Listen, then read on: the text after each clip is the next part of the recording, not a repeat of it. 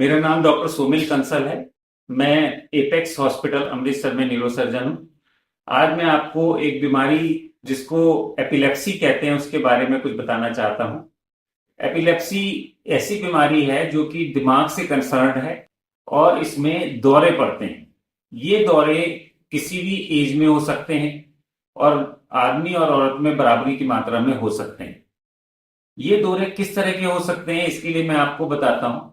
ये दौरे सिर्फ थोड़ी सी देर के लिए बेहोशी या ब्लैकआउट या थोड़ी देर के लिए आंख का ब्लिंक होने से लेके पूरी मिर्गी जिसमें कि बेहोश हो जाते हैं, हाथ पैर अकड़ जाते हैं और हाथ पैरों में एबनॉर्मल मूवमेंट होने लगता है, इस तरीके के लेवल तक हो सकते हैं। मतलब मिर्गी का एपिलेप्सी का पूरा स्पेक्ट्रम होता है।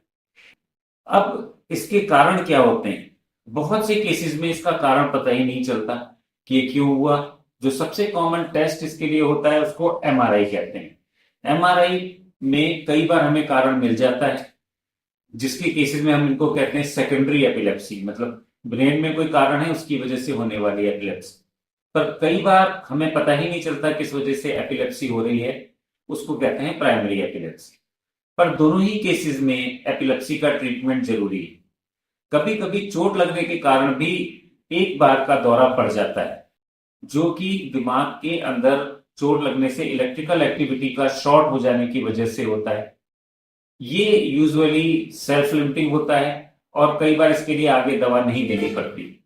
पर मोस्ट ऑफ द केसेस इसके अलावा उसमें आपको दवा खानी पड़ती। एक और चीज देखी गई है कि प्रेग्नेंट लेडीज में कुछ हार्मोनल चेंजेस की वजह से दौरा पड़ने का चांसेस बढ़ जाता है। इसको एक्लेम्सिया और प्री एक्लेम्सिया से भी एसोसिएट किया गया है। इस केस में भी बहुत इंपॉर्टेंट दवाइयां हैं जो कि ब्रेन को के दौरे को कंट्रोल भी कर देती हैं, और आजकल इतनी एडवांस दवा आ गई है कि वो बच्चे को पेट के अंदर डैमेज नहीं करती, उसको नुकसान नहीं करती। जब भी इस तरह की कोई चीज का डाउट हो तो तुरंत अपने डॉक्टर को कंसर्न कर कनेक्ट करना है, और वो टेस्ट करते हैं जिसमें कि ईईजी और ब्रेन का एमआरआई दो मेन टेस्ट है। इसके बाद और टेस्ट हो सकते हैं जैसे ब्लड के टेस्ट, जो कि इन चीजों के लिए दौरे के पीछे की वजह जानने के लिए हो सकते हैं। दौरे वाले मरीजों को कुछ प्रिकॉशन लेने होते हैं।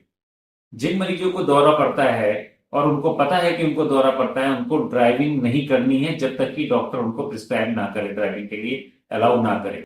उनको हाई रिस्क जगहों पर नहीं जाना है, जैसे स्विमिंग पूल में या इलेक्ट्रिकल पोल पे चढ़ जाता है या हाई राइज बिल्डिंग्स पे बिना सपोर्ट के नहीं जाना है, क्योंकि दौरे अपने आप में मोस्टली खतरनाक नहीं होते हैं, लेकिन दौरों के दौरान होने वाले एक्सीडेंट मरीज को या उसके सराउंडिंग में और लोगों को बहुत नुकसान कर सकते हैं। इसमें डॉक्टर की कंसर्न से, उनकी राय से चलना है। और ड्राइविंग कब तक नहीं कर सकते, बहुत से लोग पूछते हैं। यूएसएफडीए ने कहा है कि 1 साल तक दौरा ना पड़े उसके बाद आप पब्लिक व्हीकल्स को ड्राइव कर सकते हैं। मिनिमम 1 ईयर विदाउट फिट्स, बिना दौरे का 1 साल। और लास्ट में मेरी सबको एडवाइस यही है कि मिर्गी के साथ किसी तरह का भ्रम ना पालें। ये कोई जादू टोना करके ठीक होने वाली बीमारी नहीं है, पर इसके लिए बहुत स्पेसिफिक, बहुत बढ़िया, बड़ी सेफ दवाइयां हैं। इसलिए अपने डॉक्टर को कंसर्न करें, कनेक्ट करें और उससे दवा लें।